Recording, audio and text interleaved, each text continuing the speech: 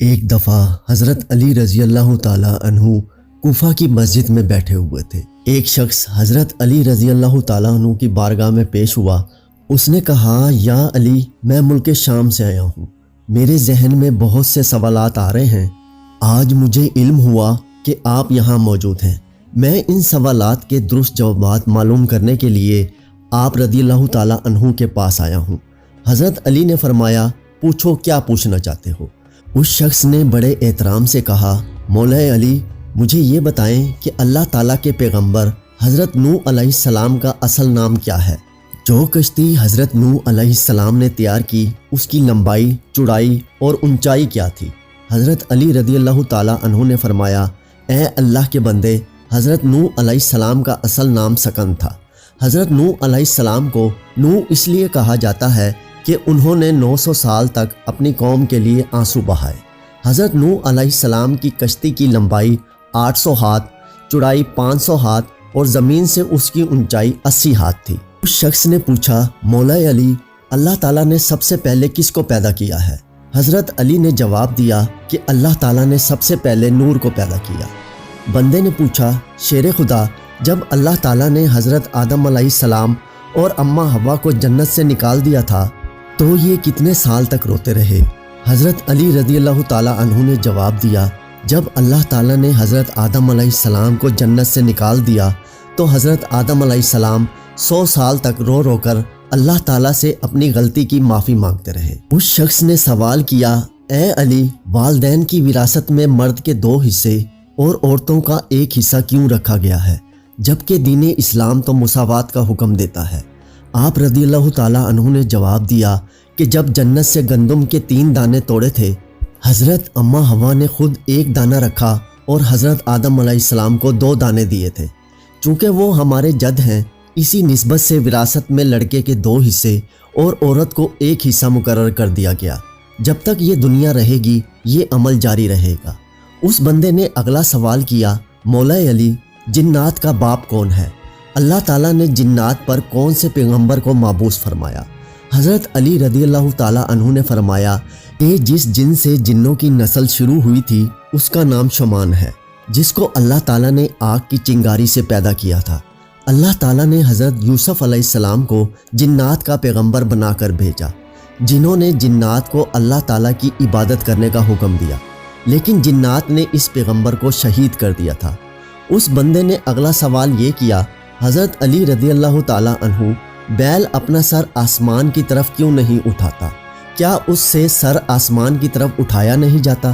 مولا علی رضی اللہ تعالیٰ عنہ نے جواب دیتے ہوئے فرمایا کہ جس دن سے بنی اسرائیلی قوم نے گوسالہ کی پوجا کی، بنی اسرائیل کی یہ حرکت دیکھ کر بیل بہت زیادہ شرمندہ ہوا، جس کی وجہ سے بیل کبھی بھی اپنا سر آسمان کی طرف اٹھانا پسند نہیں کرتا۔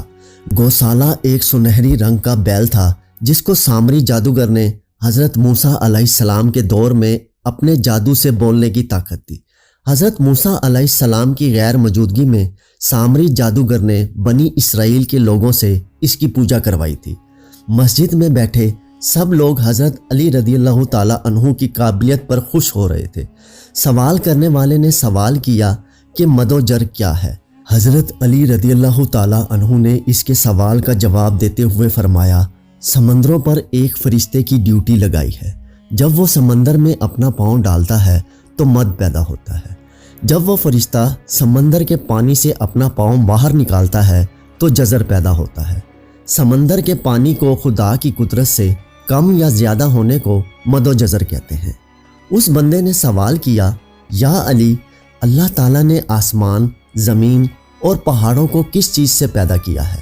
حضرت علی رضی اللہ تعالیٰ عنہ نے بڑے خوبصورت طریقے سے سب کو سمجھاتے ہوئے فرمایا کہ اللہ تعالیٰ نے آسمان کو پانی کے بخارات سے، زمین کو پانی کی جھاگ سے اور پہاڑوں کو پانی کی لہروں سے بنایا ہے۔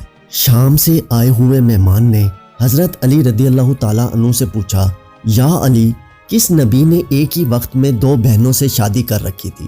امیر المومنین نے جواب دیا کہ وہ یعقوب بن اسحاق علیہ السلام تھے، جنہوں نے ایک ہی وقت میں 2 سگی بہنوں سے شادی کی۔ حضرت یعقوب علیہ السلام کی ان بیویوں کا نام لیا اور راحیل تھا۔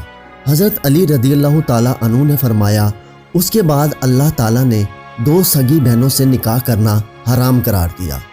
اس بندے نے سوال کیا، اے امیر المومنین، اللہ تعالیٰ نے پہلے آسمان کو کس چیز سے تخلیق کیا ہے؟ آپ رضی اللہ تعالیٰ عنہ نے جواب دیا، اللہ تعالیٰ نے پہلے آسمان کو رکی ہوئی فوج سے بنایا ہے۔ شام سے آئے ہوئے مسافر نے سوال پوچھا، یا علی، سب سے پہلے کفر کی ابتدا کس نے رکھی اور پہلا کافر کون ہے؟ حضرت علی رضی اللہ تعالیٰ عنہ نے فرمایا، سب سے پہلا کفر کرنے والا ابلیس تھا، وہی سب سے پہلا کافر ہے۔ شام سے آئے ہوئے دوست نے بڑے ہی ادب و احترام کے ساتھ سوال کیا، مولا علی رضی اللہ تعالیٰ عنہ، قرآن پاک میں اللہ تعالیٰ نے 7 آسمانوں کا ذکر کیا، آپ رضی اللہ تعالیٰ عنہ 7 آسمانوں کے نام اور ان کے رنگ بتا کر ہمارے علم میں اضافہ کر دیجیے۔ حضرت علی رضی اللہ تعالیٰ عنہ نے فرمایا، پہلا آسمان پانی کے بخارات اور دھول سے بنایا گیا، اس کا نام رفیع ہے۔ دوسرے آسمان کا نام کیزوم ہے، دوسرے آسمان کا رنگ تانبے جیسا ہے۔ تیسرا آسمان بے شمار رنگ رکھتا ہے، تیسرے آسمان کا نام مودون ہے۔ چوتھے آسمان کا نام ارفلون ہے، جس کی رنگت چاندی سے ملتی جلتی ہے۔